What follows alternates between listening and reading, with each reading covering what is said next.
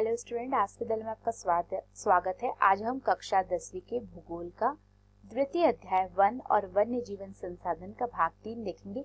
तो चलिए बच्चों स्टार्ट करते हैं। वन और वन्य जीवन का विनाश मात्र जीव विज्ञान का विषय नहीं है। जिस प्रकार से बच्चों आज वनों का और वहां पे रहने वाले वन्य जीवन का विनाश हो रहा है, वो मात्र एक जीव विज्ञान का विषय नहीं रह गया है। जैव संसाधनों का विनाश सांस्कृतिक विविधता के विनाश से जुड़ा हुआ है, क्योंकि आप जानते हैं कि जो मानव है, मनुष्य है, उसकी संस्कृति, उसके जो कल्चर है, वह भी वन और वन्य जीवन के साथ जुड़े हुए हैं। बहुत सारे जो है पेड़ है, चाहे वो तुलसी का पेड़ हो, चाहे वो पीपल का वृक्ष हो, वट का वृक्ष हो, इन सभी की मानव जो है वो पूजा की जाती है। तो इनका एक सांस्कृतिक जो है वो महत्व होता है मानव जीवन में। बहुत सारे ऐसे पशु होते हैं जिनकी जैसे गाय हो गई, जिन्हें हमारी संस्कृति में जो है उनकी पूजा की जाती है, उन्हें माता माना जाता है। तो इस प्रकार से वन और वन्य जीवन जो है वो केवल जैव संसाधनों का विनाश से ही नहीं जुड़े हुए हैं, बल्कि सांस्कृतिक विविधता के विनाश से भी उनका अस्तित्व जो है वह जुड़ा हुआ है। जैव विनाश के कारण कई मूल जातियां और वनों पर आधारित समुदाय निर्धन होते जा रहे हैं और आर्थिक रूप से हाशिए पर पहुंच गए हैं। ये जो जैव विनाश हो रहा है, इसके कारण क्या हो रहा है, कई ऐसी जातियां हैं, कई ऐसे समुदाय हैं जो मुख्य रूप से वनों पर ही आश्रित होते हैं अपनी आजीविका के लिए। आर्थिक रूप से जो है वो इन्हीं पर निर्भर करते हैं। इन्हीं वनों के द्वारा जो है उनको खान पान, औषधि, ये सारी चीजें जो है वो प्राप्त होती है। तो अगर ये वन और इसमें रहने वाले वन्य जीवों का जो विनाश होता है, तो उससे ऐसे सभी लोग जो वनों पर आश्रित है, वो आर्थिक रूप से जो है उनमें बहुत ज्यादा दुर्बलता देखने को मिलती है। जो ये समुदाय होते हैं जो वनों पर आश्रित है, ये समुदाय खाने पीने, औषधि, संस्कृति, अध्यात्म आदि के लिए वनों और वन्य जीवों पर ही निर्भर हैं। गरीब वर्ग में भी महिलाएं पुरुषों की तुलना में अधिक प्रभावित है।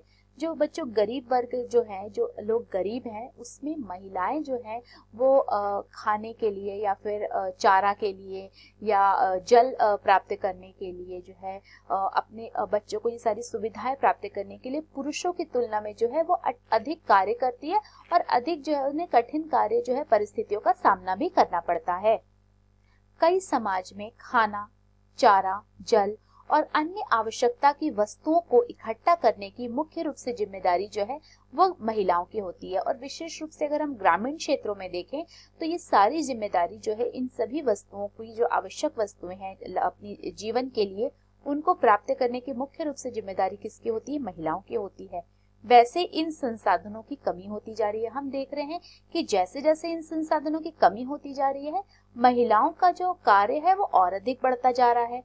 कई बार तो उनको संसाधन इकट्ठा करने के लिए 10 किलोमीटर से भी अधिक पैदल चलना पड़ता है, क्योंकि वैसे ही इन संसाधनों की कमी हो रही है। जब वन और वन जीवन के लिए उनको वैसे ही जब 10 किलोमीटर से अधिक जो होता है वो पैदल चलना पड़ता है, इन संसाधनों की अगर कमी होगी तो उनको पहुंचने के लिए जो है इन महिलाओं को और अधिक आर्थिक जो है और अधिक परिश्रम करना पड़ेगा, और जिसका इनके स्वास्थ्य पर भी प्रभाव पड़ता है और इनके सामाजिक जो है इसका दुष्प्रभाव भी हमें देखने को मिलता है।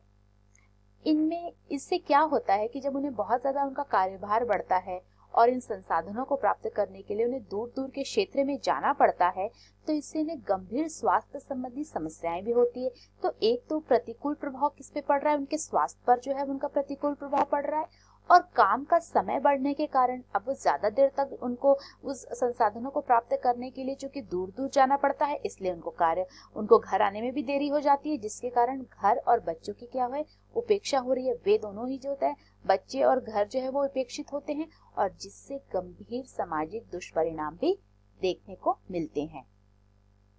वन कटाई के परोक्ष परिणाम, जो वन कटाई होता है उसके परोक्ष परिणाम क्या होते हैं? जैसे सूखा होता है, ये भी वन कटाई के कारण ही होता है। बाढ़ आती है, और इन सब का भी सबसे ज्यादा प्रभाव किस पर पड़ता है? जो गरीब तबके के लोग हैं वही इससे सबसे ज्यादा प्रभावित होते हैं। इस स्थिति में क्या है, गरीबी पर्यावरण निम्नीकरण का सीधा परिणाम होती है। तो पर्यावरण निम्नीकरण का सीधा परिणाम कौन है? गरीबी है। भारतीय उपमहाद्वीप में वन और वन्य जीवन मानव जीवन के लिए बहुत कल्याणकारी है।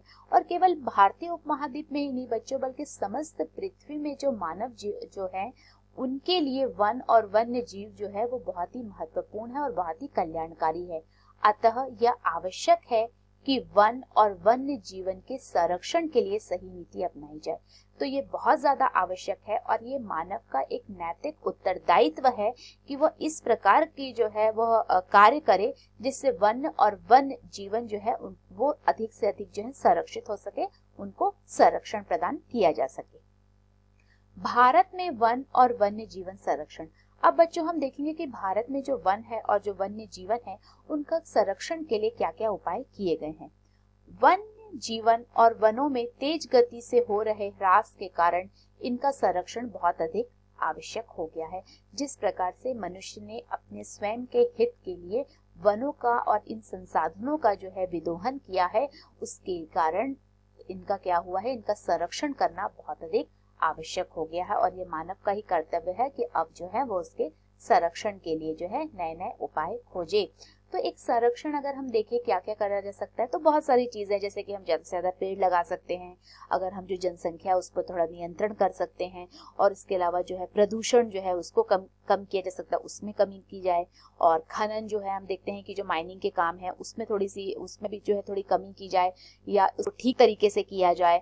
और इसके अलावा कुछ ऐसे कड़े कानून बनाए जाए ताकि जो लोग होंगे उनको जो जैसे कि जो तस्करी वगैरह है या उनके जो हम लोग देखते हैं कि पशुओं को और जंगली जानवरों का जो शिकार करते हैं लोग, उन पर रोक लगाई जाए।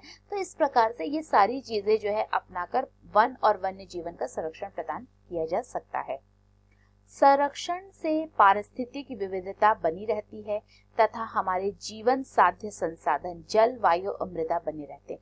अगर हम इन चीजों का संरक्षण नहीं करेंगे तो क्या होगा, पारिस्थितिक तंत्र जो होता है वो संतुलित नहीं रहेगा और इसकी जो होता है इसमें एक असंतुलन की स्थिति जो है वो पैदा हो जाएगी।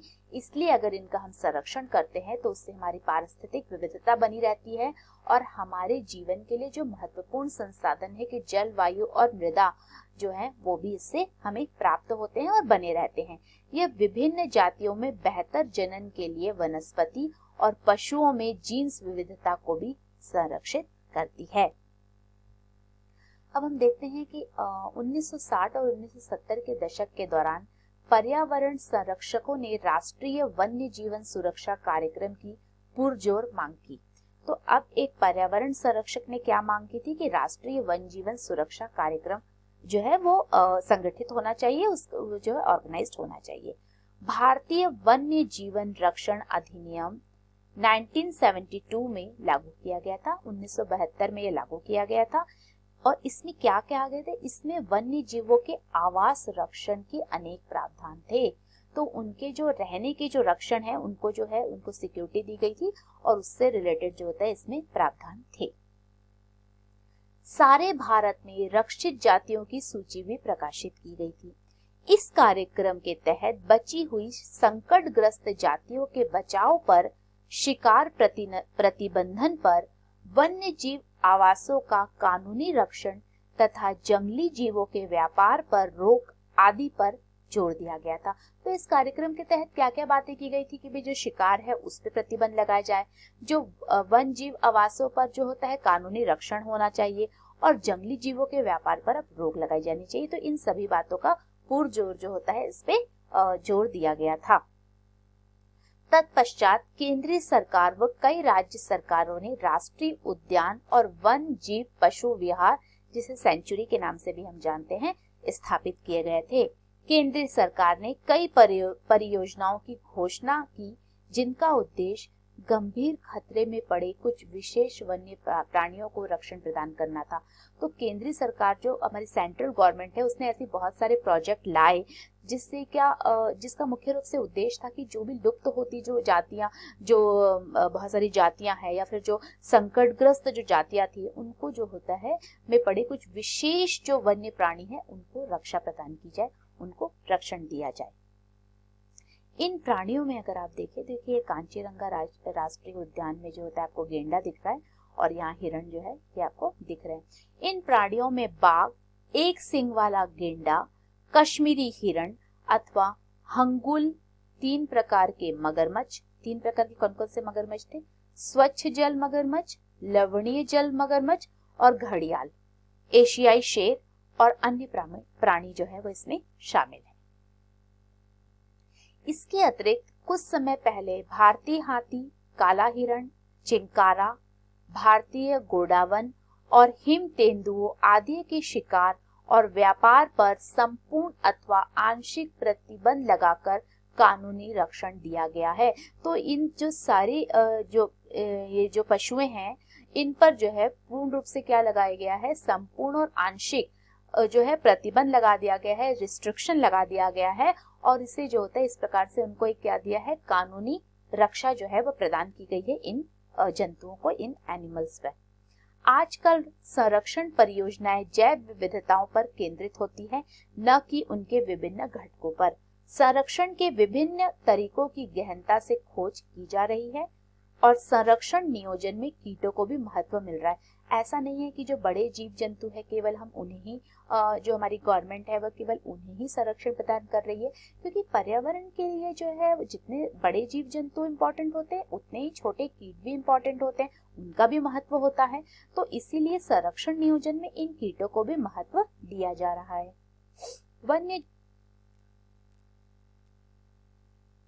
वन्य जीव अधिनियम 1980 और 1986 के तहत सैकड़ों तितलियों, पतंगों, भृगों और एक ड्रैगन फ्लाई को भी संरक्षित जातियों में शामिल किया गया है। तो इन सबको भी संरक्षित जातियों में शामिल किया गया है। और 1991 में पौधों की भी 6 जातियां पहली बार इस सूची में रखी गई हैं। तो ऐसा नहीं कि सिर्फ हम जो है वाइल्ड लाइफ की बात कर रहे हैं, बल्कि जो फॉरेस्ट में पाए जाने वाले जो प्लांट्स होते हैं, जो पौधे होते हैं, उनकी भी जातियों को जो है संरक्षण प्रदान किया जा रहा है। कि ऐसा नहीं है कि हर लोग जो है उसको यूज कर सकते हैं, नहीं, उन्हें भी संरक्षण दिया जा रहा है। So what did we learn today? आज हमने क्या पढ़ा और क्या सीखा? तो बच्चों, आज हमने देखा कि किस प्रकार से वन और वन्य जीवन जो है वो हमारे पर्यावरण, हमारे पारिस्थितिक तंत्र का महत्वपूर्ण भाग है और इसके संरक्षण के लिए जो होता है क्या क्या उपाय किए गए हैं।